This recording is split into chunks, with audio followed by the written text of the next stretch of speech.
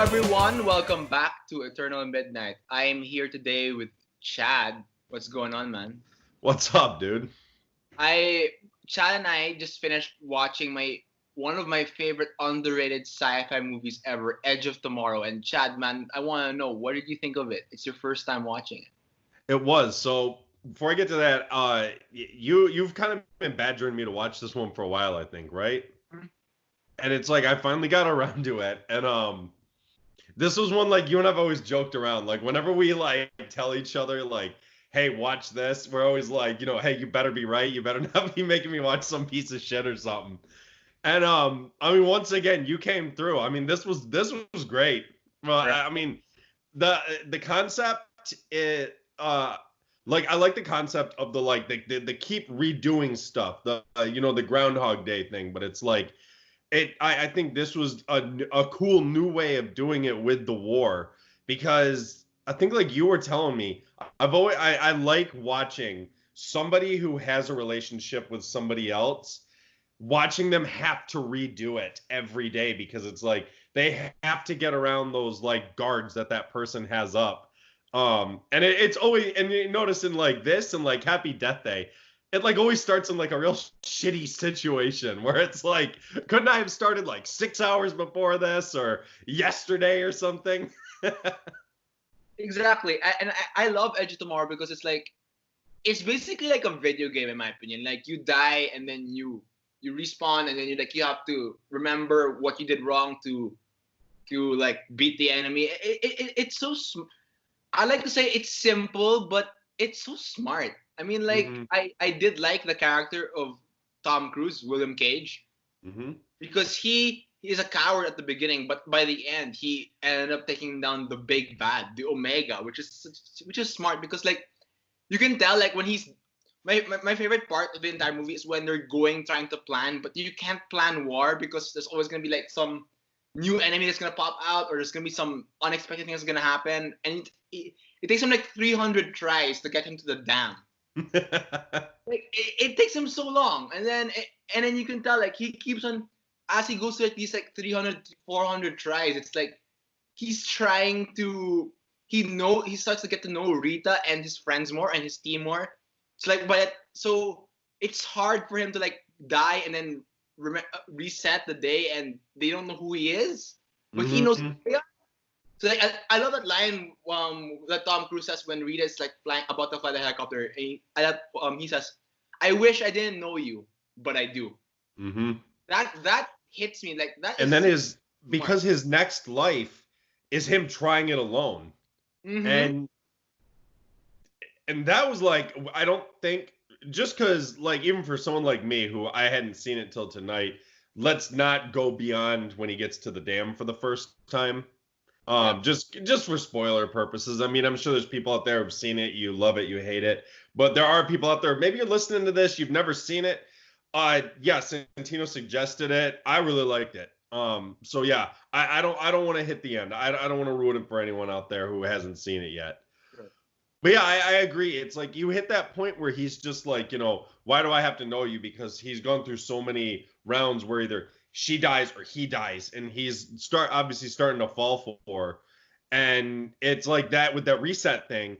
She obviously anytime in any of these realities or time loops where she starts to fall for him, it doesn't matter because they have to reset anyways. So all of it is lost no matter what every time he tries. Yeah, and it's like you have all the past experience of your time loops, but they don't know that, and you always have to like imagine going through the same like Oh, day 300 times, and you have to explain like, okay, this is what's happening, and all that, and like and you like I love the first. I honestly love the first few times he goes in the time loop because like he does a lot of stupid stuff. Like he saves that one guy from the helicopter being crashed on him. He gets hit by a jeep. He rolls under the jeep and then he gets killed. Like, cause like yeah, that was hilarious. that's relatable because if you were like a first timer, you would do a lot of stupid stuff that would get you killed, right? I Hmm. mean, like that's awesome, and I love seeing that, and I love seeing the development of Cage. I love that there's just one time that he he doesn't even go to the beach. He just takes his motorcycle and goes to London, and he's like, uh, I'm usually long dead by now, and it doesn't matter. They're here, and they're gonna get what they want. And then the old guy's saying, "Shouldn't you be over there?" And it's like, "Yeah, I have many times." And they're like saying, "You're a coward." Like, and he like I love that he tries to escape from it, but he can't escape from it because the aliens are gonna attack anyway. Yeah, he realizes that if this battle is lost, the planet is screwed. So he's like, I don't have a choice anymore. I have to be a part of this battle. Yeah. There are no options anymore. Yeah, and it's Edge of Tomorrow. The best I can describe it is it's simple but beautiful. It's Mhm. simple in its premise, but it's smart. You can see the development of Cage. This is his story, like from a coward to a guy who appreciates the military and is skilled by the end. It's just so good, and I really appreciate that. Yeah, and I have to say, I mean, I genuinely Cruz as Cage and Emily Blunt as Vitraski. I thought they both did a damn good job. Yeah, they Both of did. them. They both gave a great performance, I thought. They were Now, so here's good. my question for you. What was this movie originally called when it came out? Was it originally Edge of Tomorrow, then it was renamed Live, Die, Repeat? Or was it Live, Die, Repeat, then it became Edge of Tomorrow? Because I know in theaters it was one thing and then it was kind of renamed later on. In the Philippines, it was always called Edge of Tomorrow. Okay. Live Never Repeat was like the tagline. You know, like, there's a caption like for Avengers Endgame, like Avenge the Fallen, like that. Okay. It was the caption for that movie. It was always called Edge of Tomorrow. I mean, And maybe it's just because at the time when it came out, I wasn't paying too much attention to it. I'm not sure. I just remember there was kind of like a thing going around. Any of you out there who know, drop it down below, give us some information. I just, to the best of my memory, I mean, this was 2014 that it yeah, came out. 2014. Yeah, It, so it, it's like this was a while ago. So it's like I don't remember all the ins and outs of everything that was going on. Yeah, this was 2014. I don't remember all the ins and outs of everything that was going on with movies back then, especially ones that I didn't go see in theaters. it's funny because this one I watched this like because I had nothing else to do. Like my brother went to see How to Train Your Dragon 2 and I wasn't I liked the first one and that's why I actually lost money because it came out the same weekend as How to Train Your Dragon. Mm, So that like makes sense. yeah, and How to Train Your Dragon 2 is a good film. I loved it. I love the film, but like I wanted to watch something else more serious, so I just picked Edge of Tomorrow because the poster looked cool. And then I went in knowing nothing about it, and it was like one of the best movie experiences ever because it was so good. It was so gratifying to watch in cinema. It's like the movie treats you like it, you know, like you're smart, like you were smart enough to get this. Like every time he resets, like you know, like oh, okay, so he's doing this now, like he's trying. So it's I love this. It's underrated as hell because, and I don't get why this movie like made $350 million in total, and Star Wars Last Jedi made like $1 billion. It, Yeah, because no, for a movie with the title Star Wars in it, this was a war. That was not. Last Jedi was not a war movie. But yeah, it's like to me, it was like the things that kept kind of popping through my head, like that were things I could almost compare it to. That I'm glad they took it the next step further and weren't just like I could see that they were like, you know, we've got this cool idea maybe for like, you know, like, hey, let's make a new movie that's like, you know, war on Earth with aliens, and they're like, yeah, that's been done to death though. What can we add to spice it up? So they were like, all right. So they go, you know, get their creative brains thinking, and they're like, hey, let's add this thing where like Groundhog Day, or like you said, like a video game. You die, you start over, and it was like genius because it worked. They pulled it off. They really did. And it's genius. like the two movies I think to me that are like sci-fi war movies that that kept popping into my head the whole time was I think it was Battle LA or Battleground LA. I Yeah, don't remember. Battle LA something. When that you saw that, right? I saw it. Yeah, Bad Los Angeles. Yeah, I Battle don't think. Los Angeles, yeah.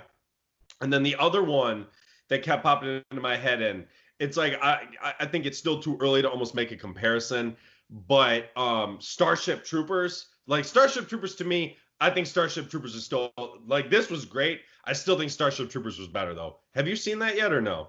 No, I haven't seen it. Okay. Well, you know what? Maybe we'll try that one for next time because I think you will like Starship Troopers. That is anyone out there who's listening who's seen it, you know how amazing and how just sick that movie is of a futuristic alien war film. But yeah, Nice. I had a blast with this. Like, I'm genuinely glad you suggested this because it was like, I had a great time watching it. This was another one where it's like, now I wish I could see it on the big screen. You know, I mean, a war movie on the big screen is always fun, unless it's bad or boring. And unless I'm wrong, I think this might have been around the time where maybe Cruise's popularity wasn't as high as it was. Because, I I'm mean, not like, look at sure. Fallout. Didn't Fallout make $1 billion? Yeah, no, because at this point in time, Cruise was kind of taking a break from the Mission Impossible movies.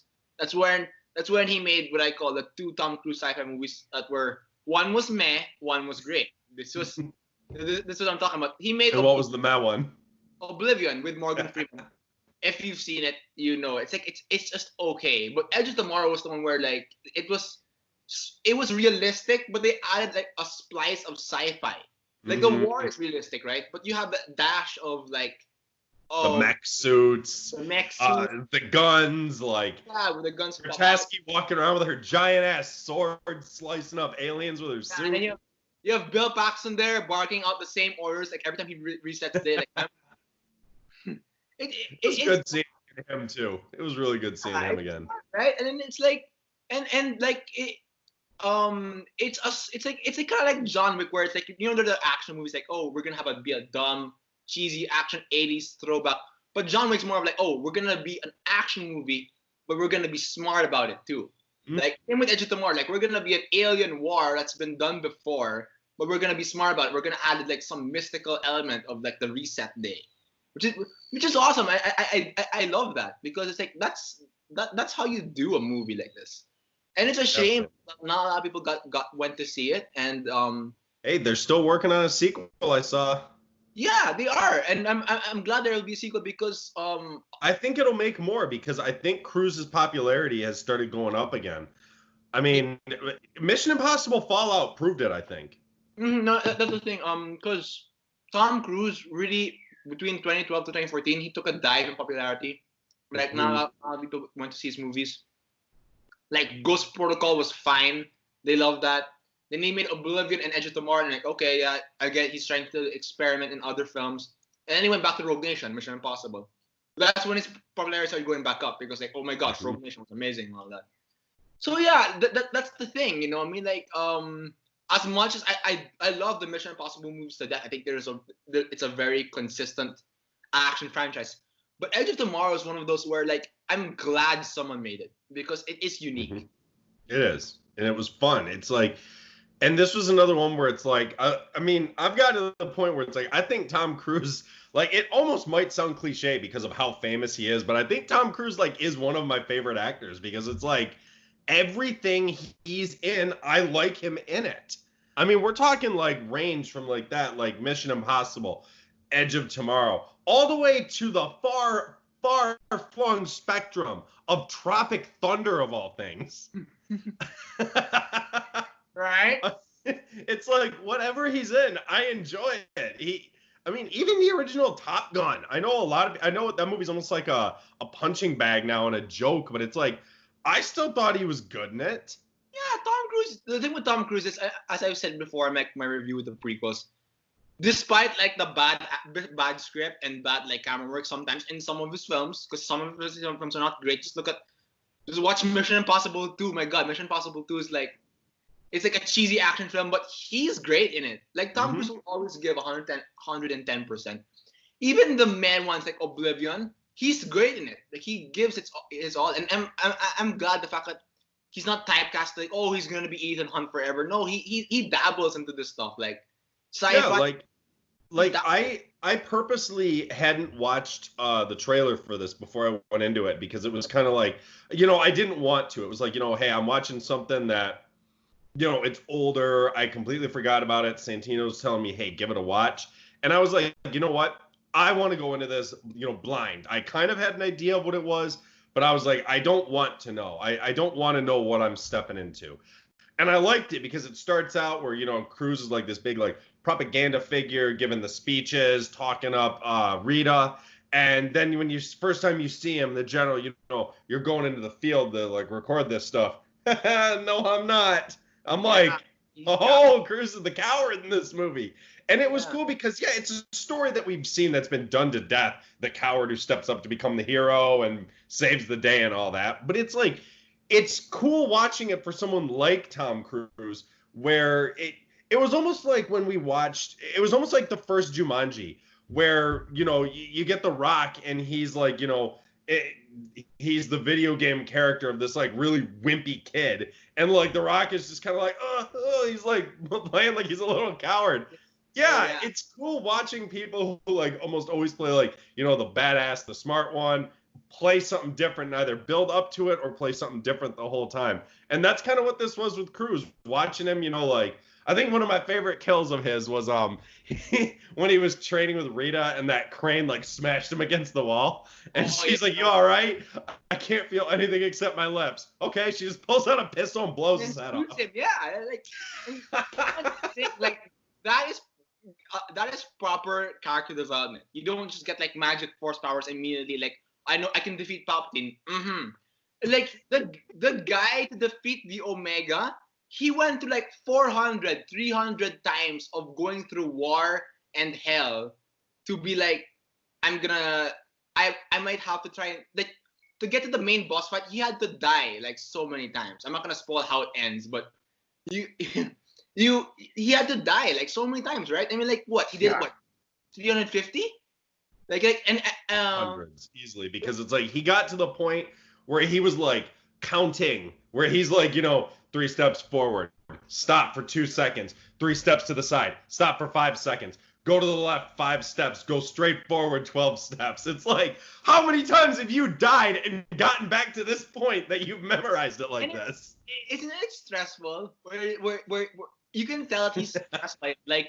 Like when the doctor says, "I found the Omega," and then Tom Cruise is like, "Yeah, you found it again, and we're gonna lose again." Like you can tell he's tired. Like, I'm tired of getting killed and tired of reliving this war, but I want to save humanity. Like I have, like this is the only chance. And then like I love that when he does his solo mission before he gets to the dam, he's so good already.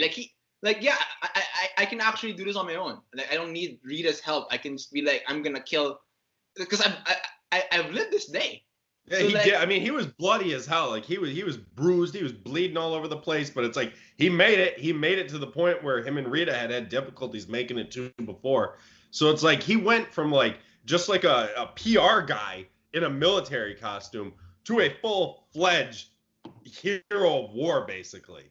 Yeah. So yeah, I had a blast. I mean, I look forward to watching this again in the future. I really do. The rewatch value for Edge of Tomorrow is amazing because you can really go back and watch it and like it's so fun. It's just fun like to have like a pizza and popcorn and like watch it because it's a sci-fi movie that has hit the perfect balance of like we're smart but we can be a little bit goofy with like the suits like those suits like they have like missile launchers like side. I mean like theoretically that wouldn't work. I mean like you'd have to. It's heavy as hell, but it's sci-fi. That's the fun of it.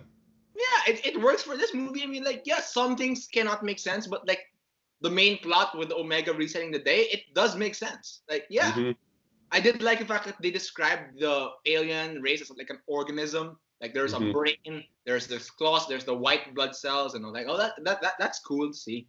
And I think that with the sequel, I don't know where they're gonna take it. I personally feel like, I think this was like a one-shot deal where like, oh, okay, That's we're what done. It felt like.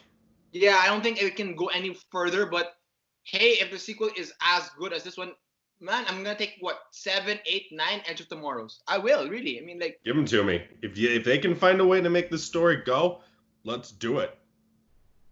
Yeah, I'm so glad I watched this. I mean, like, I'm so glad personally that I watched this over How to Train Your Dragon 2 because I wanted something new. Like, I was in a point of like my life where like, I was at a point where that summer of 2014, like, all right, I saw so many superhero movies. I've seen a Godzilla movie. Like, I want something fresh. And then my mom says, "You want to watch How to Train Your Dragon 2?" Like, nah, I want something else. And I saw this. I was like, I'm gonna try that. And it was like one of the most gratifying experiences. So like people out there, I mean, like if you're sick of the same old sci-fi BS that like, mainstream Disney stuff, watch this movie. It's really good, and give it a chance, man. Because Give it a like chance. buy a DVD, stream it on Netflix. If you're in the Philippines and you're listening to this, it's on Netflix right now. That's how I watched it with Chad when we were doing our live stream. It was on Netflix, and it's just a smart film. I mean, like it's a smart, underrated, independent sci-fi film, and I will watch it like any day of the week compared to the sequel trilogy of Star Wars. Yikes. Definitely.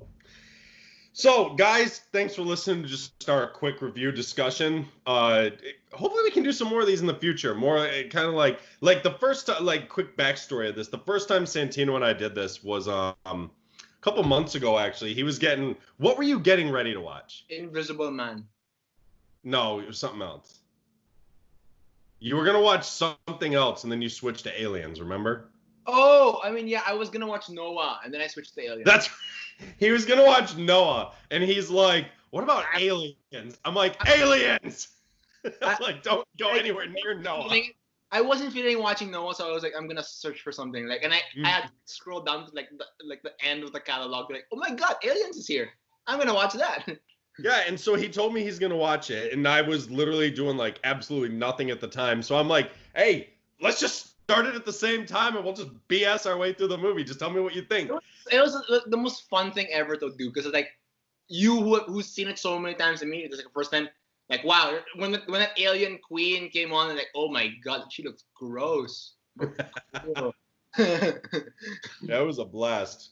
So maybe we'll do some more of these in the future if you guys enjoyed these little quick reviews we do. So otherwise, I think that's it. Thanks for listening in. I'm Chad. Have a good night. And I'm Santino. Live, die, repeat. Thank you guys. We'll see you next time.